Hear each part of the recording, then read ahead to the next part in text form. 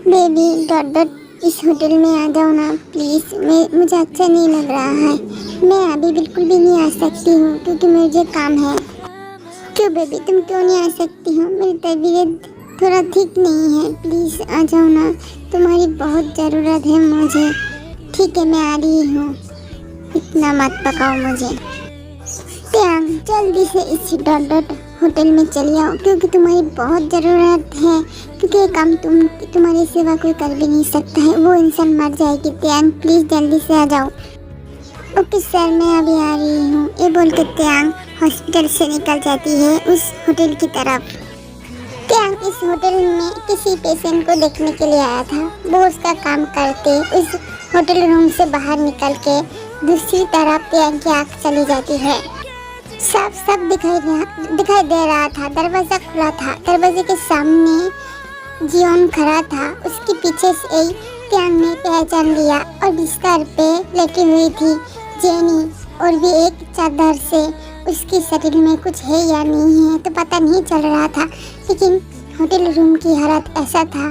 दोनों ने बहुत कुछ हुआ था, मतलब दोनों के बीच में बहुत कुछ हुआ था।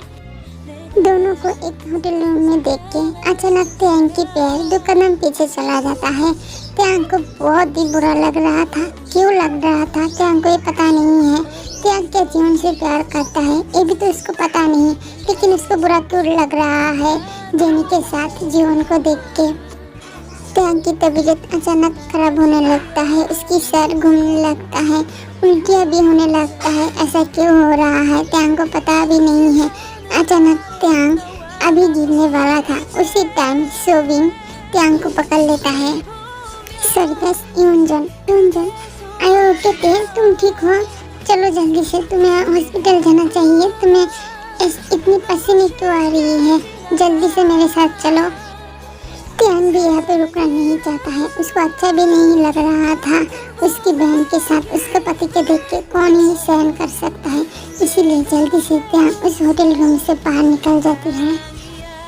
इस तरफ जंगकुक गुस्से में जेनी को देख रहा था। तुम मुझे यहाँ पे क्यों बुलाया?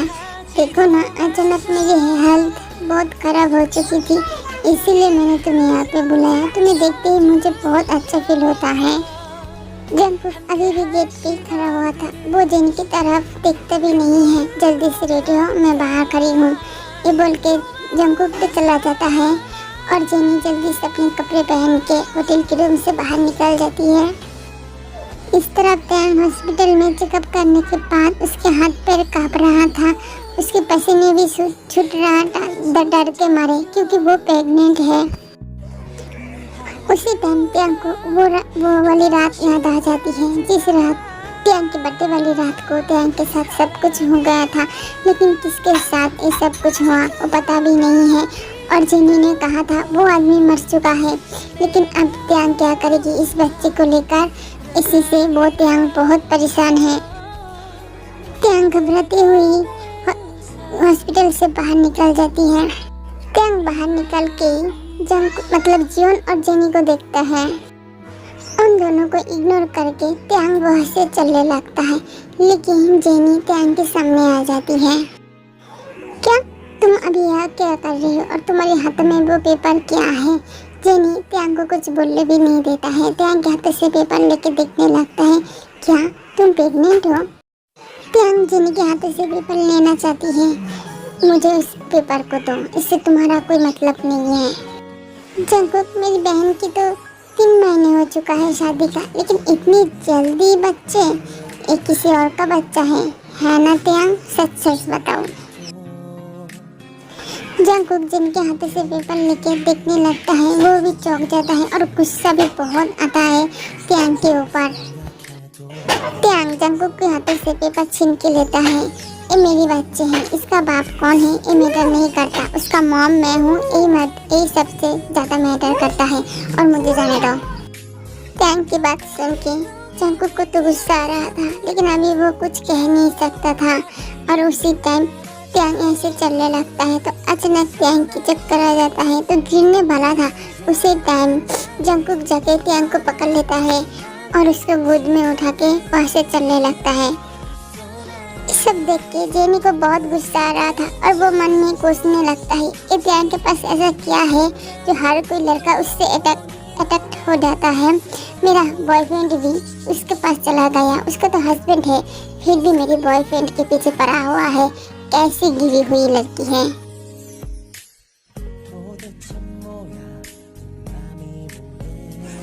इस बच्चा किसका है त्याग? जवाब दो। चुप क्यों हो तुम? जल्दी से बताओ। मैं नहीं बताने वाली ये बच्चा किसका भी है, और जिसका भी हो आपको फर्क नहीं पड़ना चाहिए। मैंने तुम्हें पूछा इस बच्चा किसका है, मैं तो नहीं बताने वाला। इस बच्चा जिसका भी हो। त्याग मुझे गुस्सा आ रहा है, जल्दी से बताओ। मैंने कभी आपको पूछा था आपकी पत्नी होते हुए भी आप गर्लफ्रेंड लेके घूमते हैं, तो मुझे तो कोई दिक्कत नहीं है, तो आपको क्यों दिक्कत हो रही है? इस बच्चा किसका है ये मैं आपको नहीं बताने वाली। ओके, मुझे नहीं जानना ये बच्चा किसका भी है। अभी हॉस्पिटल में जाओगी और इस बच्चे को गिरा के फिर वापस आ जाओगी। मैं आपकी बात। तेरी नजर ने क्या कर दिया, मुझसे ही मुझको जुदा कर दिया। मैं रहता हूँ तेरे पास कहीं, अब मुझको मेरा एहसास नहीं। दिल कहता है कसम से कि थोड़ा थोड़ा प्यार तुमसे। मैं अपने बच्चे को कभी भी नहीं गिराऊंगी, क्योंकि इसका डैड कौन है मुझे पता नहीं, लेकिन मैं उसकी मॉम हूँ और हमेशा मैं अपने बच्चे को बहुत ही प्यार करूँगी। और 100 दिन की तो बात है, उसके बाद आप अलग मैं अलग, तो आप मेरे साथ ऐसी ज़बरदस्ती बिल्कुल भी नहीं कर सकते हो। मैं ऐसा नहीं करने दूँगी। कमरे से बाहर निकल के त्याग बाहर जाती है तो ड्राइंग रूम में जीन और सूजी बैठे बैठे बातें कर रहा था। जीन सिर्फ हंस रहा था और सूजी कुछ भी बोलने लगता है, तो त्याग फिर से कमरे में चला जाता है। त्याग को बहुत अच्छा लगता है उसकी सासू माँ उसके मॉम को कितना अपना बना दिया और उसका मॉम कितना खुश है यहाँ पे। त्याग मुझे कभी धोखा नहीं दे सकती है, वो किसी और के साथ कैसे हो सकता है? मैंने आज तक उसे टच भी नहीं किया, लेकिन वो किसी और के साथ, मैं सब कभी नहीं होने दूंगी। जीवन अपने स्टडी रूम में ड्रिंक कर रहा था क्योंकि वो सहन ही नहीं कर पा रही थी त्याग किसी और की बच्चे की माँ कैसे बन सकती है।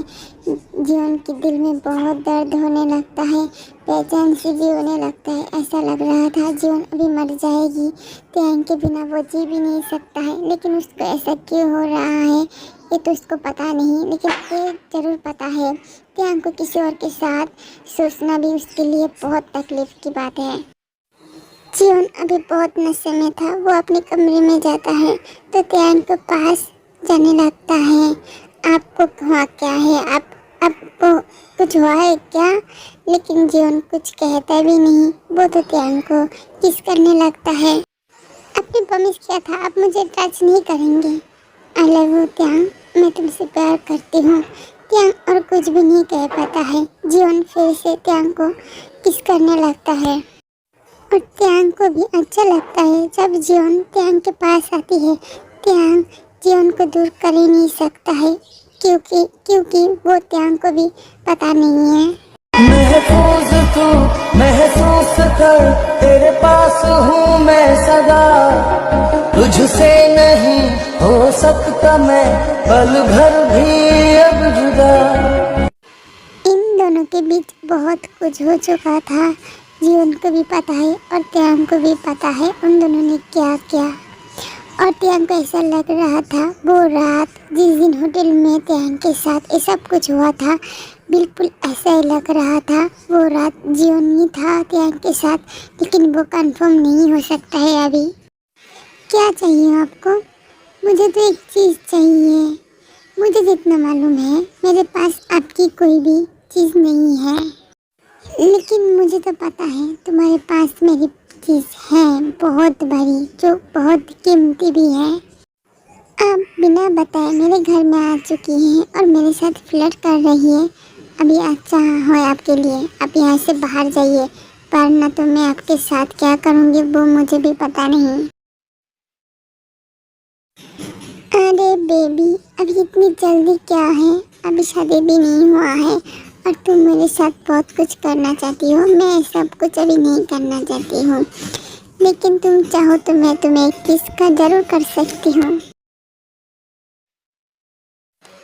ऐसे मत घूरो बेबी, कंट्रोल करने में बहुत तकलीफ होती है। ठीक है, मैं अभी चलती हूँ, वरना तो बहुत कुछ हो जाएगा अभी। फिलहाल शादी से पहले मैं कुछ भी नहीं करना चाहती हूँ। याद रखना, मुझे भूल मत जाना, और मैं तो भूलने नहीं दूंगी। ठीक है, मैं बाय। शुगा वहाँ से चला जाता है तो जिमीना जमीन पे बैठ जाती है और लेट भी जाती है और जोर से चिल्लाने लगता है, मेरी हार्ट बीट इतनी फास्ट क्यों हो रही है? त्यांग मुझे बचा, त्यांग तू कहाँ पे है? त्यांग कह के बहुत जोर से चिल्लाती है और त्यांग की नींद से जग जाती है। तो त्यांग देखता है आसपास जीवन कहाँ पे भी नहीं है, मतलब जीवन चला गया। और त्यांग को रात के बारे में सोच के शर्म भी आ रहा था, अच्छा भी लग रहा था और मन में यही सोच रहा था उन दोनों के बीच अब सब कुछ ठीक हो जाएगा। जीवन अब त्यांग को अपना बनाए लेगा, क्योंकि त्यांग को तो जीवन से प्यार हो ही गया था। ये तो सच है, लेकिन त्यांग शायद समझ नहीं रहा था। इतनी लेट वीडियो देने के लिए आई एम सॉरी, और बहुत शोर हो रहा था क्योंकि बिल्डिंग हो रही है इसीलिए, और मैं काम पे बहुत बिजी था। तुम लोगों को पता नहीं है, मैं बाहर जॉब करती हूँ तो मेरी जॉब के बहुत प्रेशर है। आई एम सॉरी, माफ़ करना बहन।